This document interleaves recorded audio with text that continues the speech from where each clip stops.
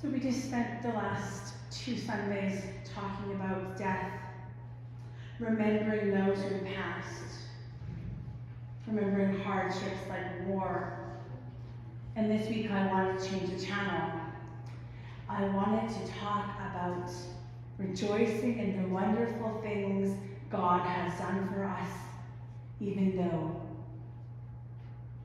And we just heard the reading from 1 Samuel, a song of praise to God, and we heard Mary's song.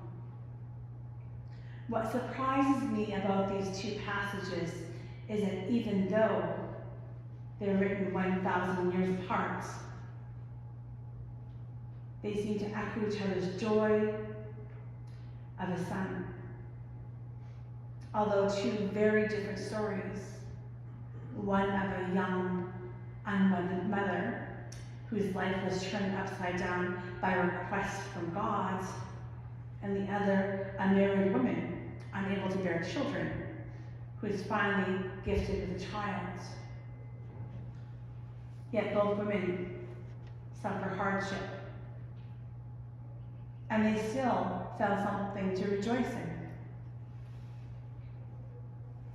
And I want to acknowledge right off the bat that it's not always easy to rejoice in the Lord.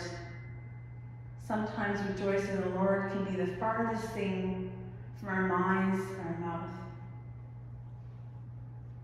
Sometimes when we look around at the pain and the injustices in the world, and the terror and violence, the messiness and the misery in our own lives, it seems that all we can do is lament in frustration, or sob in desperation, or weep tears of shame. And I believe, like Hannah, sometimes we need to lament before we can rejoice. So I tell you the story of Hannah, the mother of Samuel the prophet, the judge who anoints the first 2 kings of Israel, Saul and then David. And Hannah's story is covered in the first 2 chapters of 1 Samuel. In the first parts of Samuel's chapter 1 and 2, we are introduced to Hannah. She's a woman who finds it very difficult to rejoice in the Lord. But who can really blame her? The one thing she wants more than anything, a child, and she cannot have one. To make matters worse, her husband, Elkanah, has another wife, and that wife, Peninnah, has no trouble getting pregnant and giving birth. And added to Hannah's frustration at being childless, that Peninnah rubs her in her face whenever she goes to the temple to sacrifice. She's continually making fun of Hannah. So you can see why Hannah doesn't really feel like rejoicing in the Lord. She cannot imagine rejoicing. She's even having trouble eating at this point in time. And the cherry on top, Hannah's particular predicament, is how her husband makes it worse by being insensitive. He says, "Why are you crying? Am I not worth more than 10 sons?"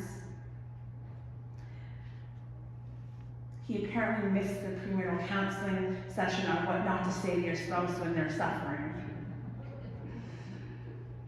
At her breaking point, all Hannah can do is go to the temple and pour out her soul to the Lord. The text says that she is in distress and she weeps bitterly. And while she's there, she makes a bargain with God, and she says, "Lord, all-powerful, you can see how sad I am. Remember me. Do not forget me." And then she makes a bargain. She says, "If you give me a son, I will give him to you. He will be yours his whole life as a Nazirite. He will not drink wine or strong drink, and no one will ever cut his hair.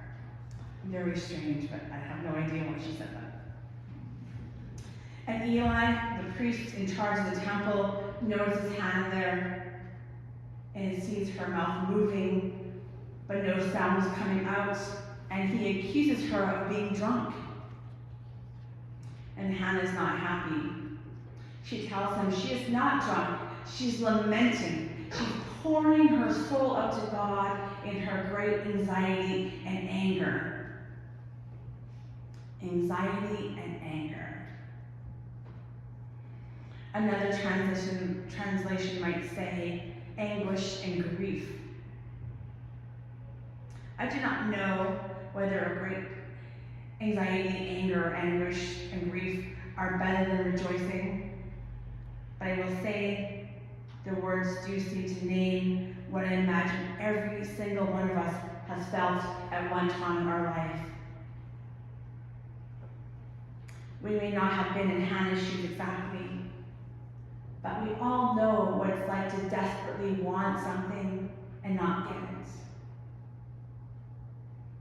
Not all of us must go back to middle school to remember what it feels like to be put down, to be made fun of, or to be bullied like Hannah was. There are all sorts of things that cause us to feel great anxiety and anger in these worlds. Might include family issues or worrying about our children, our spouses, financial problems, our health, or even our community's health or our nation's health. It's what we do with that anxiety and anger is important. Do we ignore it? Do you just plaster a smile on our face and keep plowing ahead? Or do we do what Hannah did? Do we bring it to God, laying out all we need, vulnerability and openness? But here is the problem with Hannah's story and so many other stories in the Bible. Hannah's story has a happy ending, which makes it really difficult for me to preach on, because we all know that not everyone who pours out to their heart to God, not everyone who laments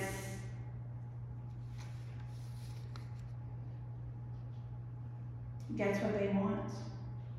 Not everyone gets to give birth to a child, and not everyone who holds on for life survives, and not every soldier who pleads not to die comes home from war, and not every addict who cries out to God in their pain gets to stay sober.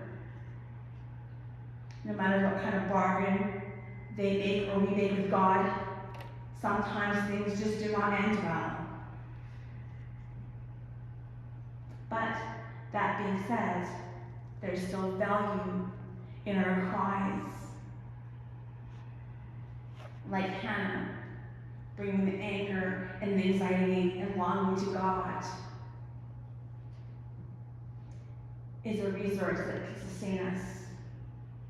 Even when our prayers aren't answered exactly how we want them to be, we can still find comfort in those prayers. The value in the honest cry of heartbreak regarding what happened in the story of Hannah is not just about a biblical character literally having a baby. It's also about hope and understanding and love and how they get to deliver in us. When we bring things to God, when we acknowledge it to God, ourselves and other human beings, we can move beyond denial and pretense.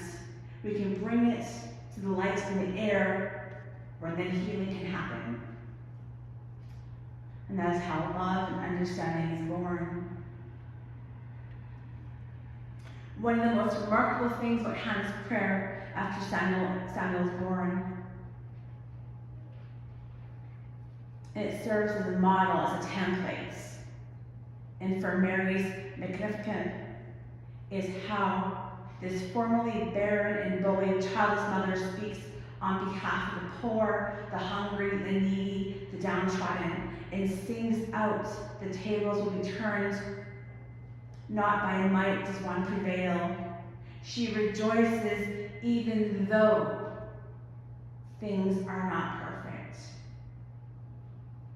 She rejoices for those who cannot rejoice. Hannah could have just walked away from God. She could have pretended that she didn't offer her son to God, but she didn't. She followed through, not begrudgingly, but with an open heart. And we look at Mary's song, we find yet another similarity. This song was written by an unwed girl living in a time where she could have been killed for being unmarried and pregnant. A time where her actions brought disgrace to her family and her community. Mary could have been angry at God for asking such an impossible thing of her. Yet she wrote this amazing song of praise. And both Hannah and Mary saw past their suffering, past their impossible situation, and found the strength. Not only the strength to pray, but rejoice, even though. So all this has led me to think about how we rejoice in all the good things God has done for us. No, our lives aren't so different than Hannah's. People are mean to us. We don't always get what we want. Some of us cannot have children. Some of us cannot find work. Some of us simply do not feel well. So how do we rejoice in God even though? Let's look at what rejoicing means, because rejoicing means that we are full of joy. And joy is not happiness. Happiness is fleeting. Joy is something grander than happiness. Joy is a fruit of the Spirit, a gift from God. It's infused with comfort and it's wrapped in peace. It's an attitude of our hearts, our spirits, and joy transforms us in difficult times. It turns those difficult times into blessings. It turns our heartache into gratitude. And joy brings me to life. It brings life to life. Rejoicing means there's a new song in our hearts. The song of restoration that cannot be dimmed, that cannot be drowned out.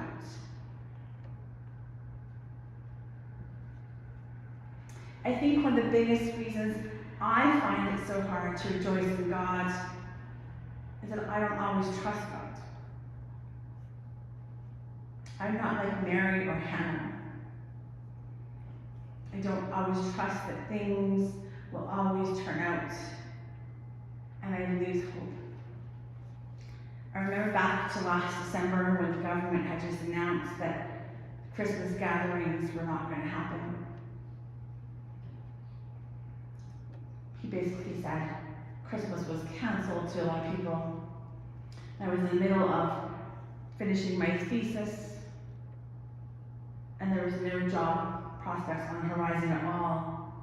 And I really felt that I had just spent 3.5 years in seminary for no reason. I had lost all my trust in God. The God who had brought me this far, I was really even doubting my calling. Then someone suggested that I call Tree Duncan, the regional executive minister for the Chinook Winds and Pacific Mountain region, to see if she could help. And our conversation didn't go as I hoped. Well, Trina was encouraging she also suggested to me that I probably would have to leave Calgary to find a job. I felt even more deflated. Did God really call me to ministry just to see me fall flat on my face? Then my best friend reminded me that God had carried me throughout seminary. Every time I thought I could not go on, I found new strength. And when I needed a summer job, I was offered a position in Cochrane for sabbatical.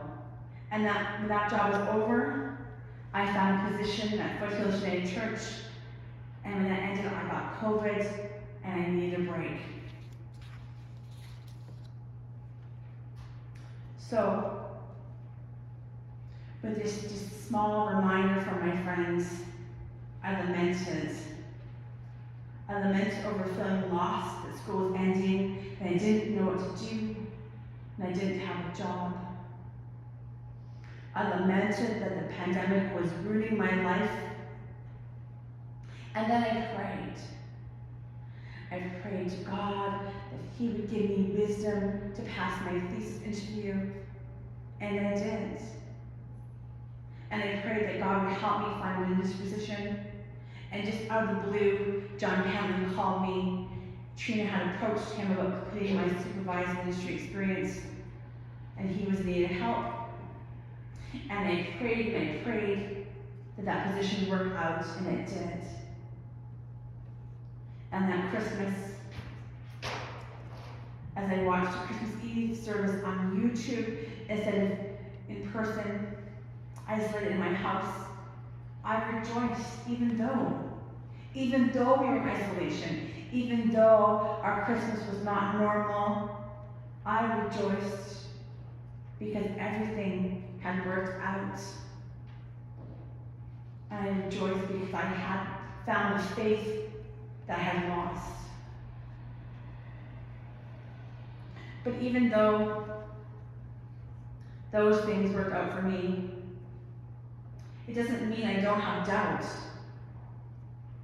I believe Hannah had doubt, or she wouldn't have lamented to God, and I'm sure even Mary had some doubt when the angel first approached her. And doubt's not always bad. The reality is that no one's faith is perfect. Sometimes we doubt salvation, other times we doubt God's love.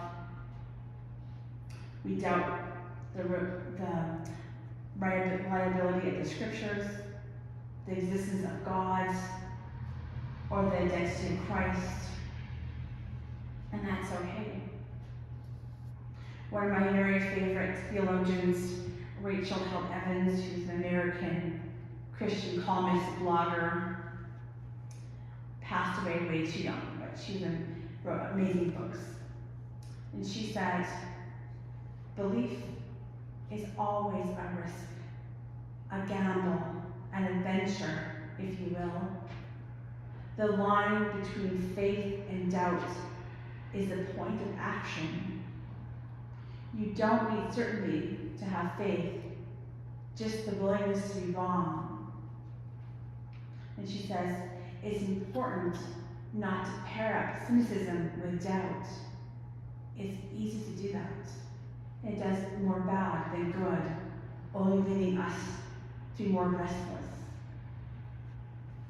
Lastly, she says, the best kind of doubt is the kind that springs from humility, from acknowledgement that we have not gotten God figured all out, from a willingness to admit we can be wrong, and from a commitment to think critically about our beliefs.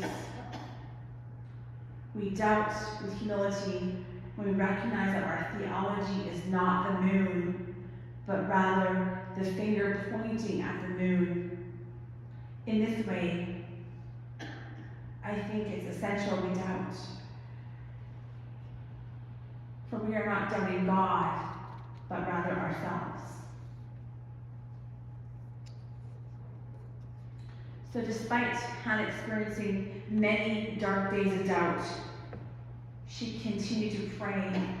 Her faith prevailed, and she rejoiced even though. Rejoicing in the Lord doesn't mean sticking your head in the sand and pretending everything's going to be okay. It means that we find a way to be thankful, even though things are not perfect. Rejoicing in the Lord means finding the goods, even though